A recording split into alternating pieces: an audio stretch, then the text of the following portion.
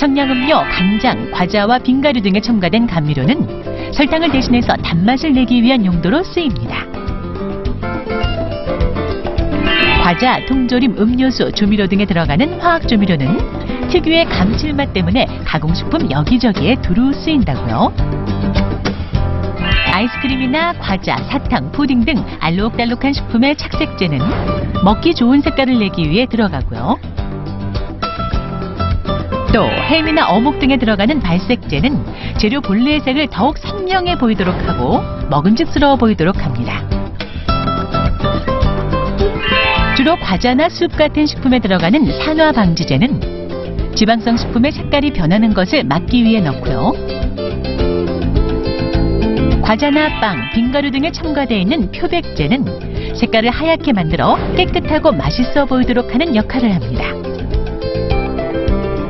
이 밖에도 빵이나 과자, 초콜릿 등에는 부풀려주는 팽창제, 두부나 어육 제품에는 균이 자라지 못하게 하는 살균제가, 빙과류, 음료수 등에는 향신료가 맛과 향을 더하고 있습니다. 식품 표시 속의 다양한 첨가물, 이제 제대로 알고 먹을 수 있겠죠?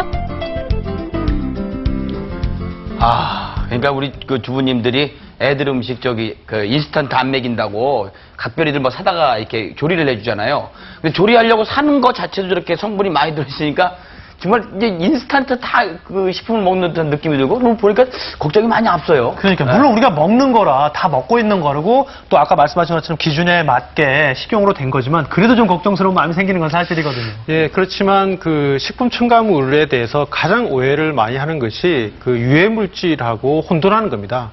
그래서 유해 물질은 그야말로 유해한 물질이고요. 네. 식품 첨가물이라고 하는 것은 여러 어려운 그런 과학 연구를 통해서 독성 테스트를 통해서 안전하다고 판단되어지는 것을 식약청과 같은 정부 기관에서 허락한 것이고요. 그렇지만 이제 무엇보다 중요한 것이 자기 가족이나 자신이 그러한 첨가물에 대해서 민감한 경우 그런 경우에는 아주 조심해서 선택하는 것이 좋습니다. 네. 그러니까 한마디로 정리하면 식품 첨가물이 그래도 위험보다는 조금은 이익이 더 많기 때문에 우리가 먹을 수 있지만 가족을 위해서는 조심해야 한다. 그렇습니다. 이런 말씀이시죠. 특히나 예민하거나 알레르기가 있으신 분들은 좀 꼼꼼히 따져보시면 좋겠고 그러면 네. 이게 어느 정도 먹으면 뭐 된다는 이런 기준 같은 것도 있을 법한데요. 네, 식약청 자료를 보시면 성인 60kg의 몸무게를 가진 성인을 기준으로 해서 얼마만큼 먹었을 때 이것이 유해한가 하는 것이 나와 있는데요. 네. PDP 자료를 보시면 네. 솔비상 같은 경우에는 햄 한 80조각 정도에 해당되고 괜찮네. 예, 그리고 이제 안식야상 같은 경우에는 과시음료 한 5-5병 정도에 해당되는 그런 양이라고 표시되어 있습니다. 예. 그러니까 이게 하루의 섭취 허용량이니까. 네. 간장 9병. 아스파탐은 250개 정도 사탕을 먹어야 위험한 양이고요. 그러니까 그렇게 많이 먹지 않으면은 중독이 아닌 이상은 괜찮은 정도군요. 근데 저거 지금 봐서는 복잡하게 잘 모르겠는데 어디 식약청이요? 네. 어떻게 들어갑니까 거기는? 식약청 홈페이지 가보시면 네. 자세히 안내가 되어 있습니다. 주소 좀 한번 찍어주시면 좋겠다. 예. 푸드나라라고 하는 푸드나라.go.kr. 이제 나오네요. 지금 자막으로 네. 사이트 예, 주소가 나가고 저희 있는데요. 값이면 여기 가시면은 식품 첨가물에 대한 좀 더 자세한 정보를 충분히 알 수 얻으실 수가 있습니다. 있겠군요. 그렇습니다. 저희가 네. 또 1일 섭취에 허용하는 양에 대해서 조금 전에 그 자료를 통해서 말씀을 드렸는데요. 이 기준이 어떻게 환산이 된 건지도 좀 아주 말씀을 어렵게 드릴게요. 환산이 됩니다.